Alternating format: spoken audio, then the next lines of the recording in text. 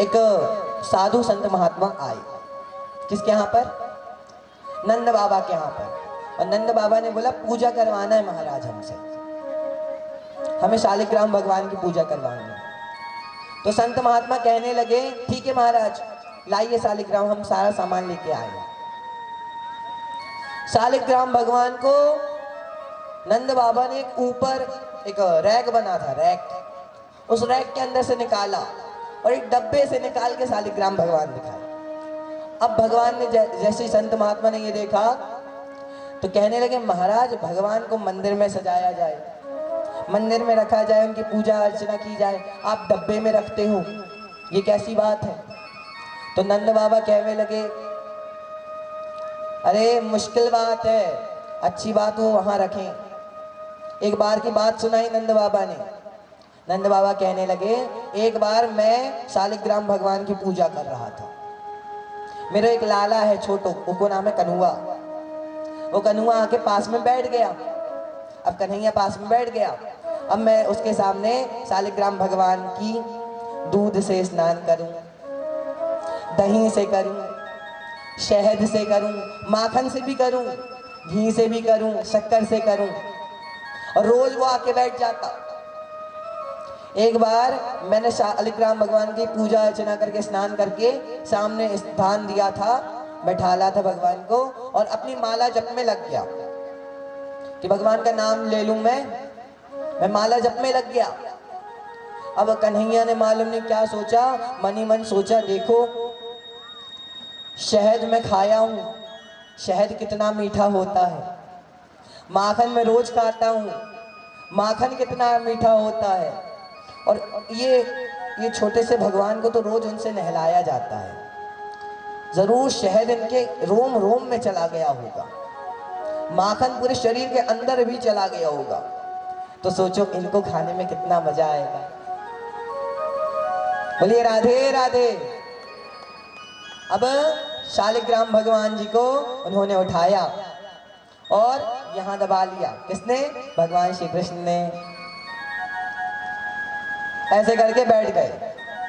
अब जैसे ही नंद बाबा ने अपनी माला हुई तो बोलने लगे बोलिए शालिग्राम भगवान की जय।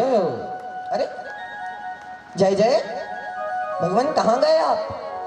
अरे यशोदा यहाँ मेरे भगवान थे, कहाँ गए? तो उतने में बाजू में छोटे वाले संत जी बैठे थे, कन्हैया जी। अब कन्हैया जी का मुंह ऐसा, इस तरफ नंद बाबा बैठे, बोल रहे कन्हैया तेरे मुंह में क्या है?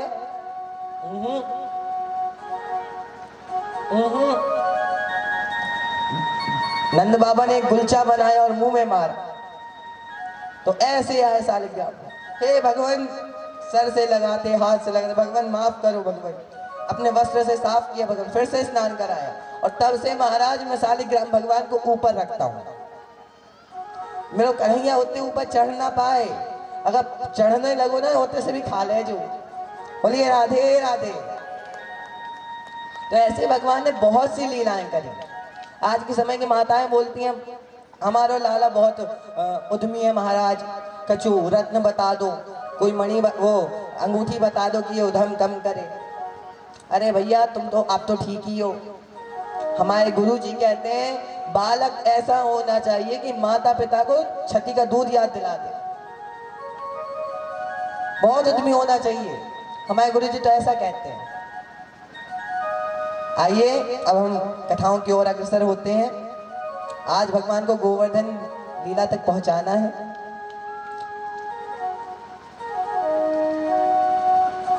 तब इसी प्रकार भगवान ने बहुत सी माखन चोरी लीला की। दो चार का स्मरण करते हैं बड़े प्यार से। एक बार भगवान श्री कृष्ण एक गोपी के यहाँ पहुंचे और उस गोपी के यहाँ पर पहुंचे तो सोचने लगे इसके यहाँ माखन चोरी करता हूं। तो माखन चोरी करने गए, अंदर कोई माखन ही ना मिलो। उसके घर में एक भी गाय नहीं, एक भी भैंस नहीं। श्री कृष्ण जी को बड़ा क्रोध आया। श्री कृष्ण जी ने देखा एक छोटी सी बालिका वो खटिया में सो रही थी, खटिया में सो रही थी। उसकी छोटी तनक नेक लंबी थी। अब भगवान ने सोचा मजा चखाना पड़ेगा, माखन रखना चाहिए इन लोगों को, गऊ को पालना चाहिए। भगवान बोल रहे हैं।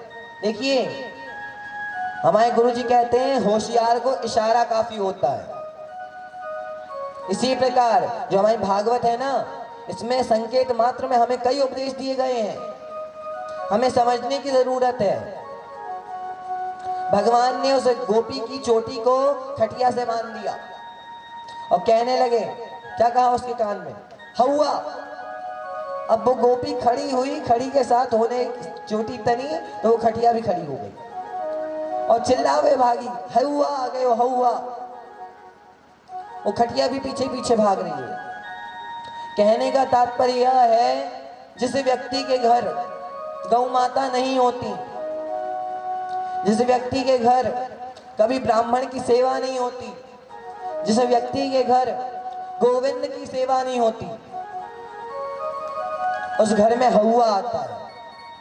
हौवा का अर्थ आप नकारात्मक ऊर्जाओं को ले लीजिए, भूत प्रेत ऐसे दुष्ट ऊर्जाओं का उसके घर में निवास होने लगता है धीरे धीरे। अब महाराज हमारा घर तो शहर में है, हम कैसे गऊ की सेवा करें, गौ माता की हम कैसे सेवा करें, शहर में घर है तो कैसे करें।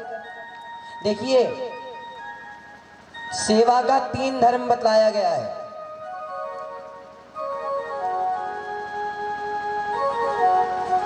तीन प्रकार से सेवा होती है।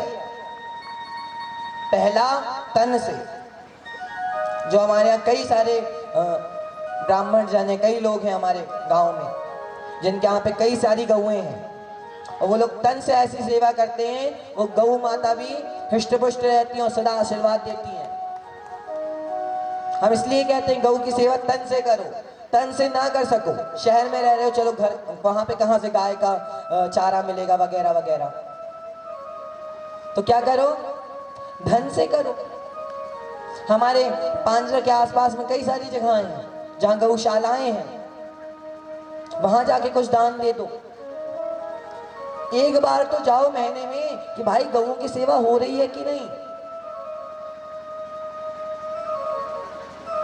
चलो ठीक है, अपने पास धन भी नहीं है तो देखिए मन में एक स्वभाव बनाइए, क्या, ये मन से भी सेवा होती है, तन मन और धन। मन में ही सोच लीजिए कि मैया हम गौ माँ को सेवा कर रहे हैं। आपके घर से कई गौएं जाती होंगी, एक रोटी खिला दीजिए गौ माँ को, भगवान उसमें प्रसन्न हो जाते हैं।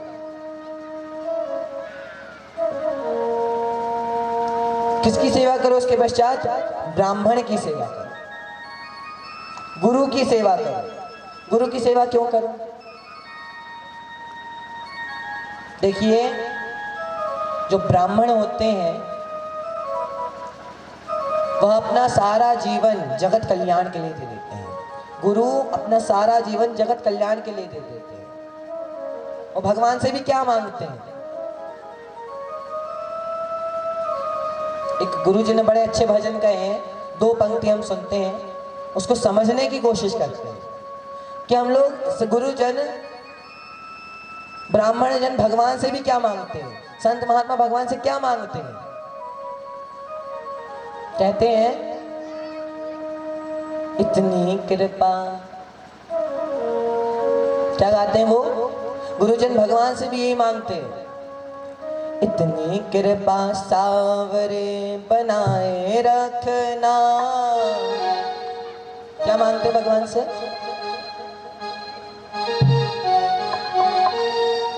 इतनी कृपा सावरे बनाए रखना, इतनी कृपा सावरे बनाए रखना, मरते दम तक सेवा में लगाए रखना, मरते दम तक सेवा में लगाए रखना, इतनी कृपा सावरे बनाए रखना, इतनी कृपा सावरे बनाए रखना, मरते दम तक सेवा में लगाए रखना।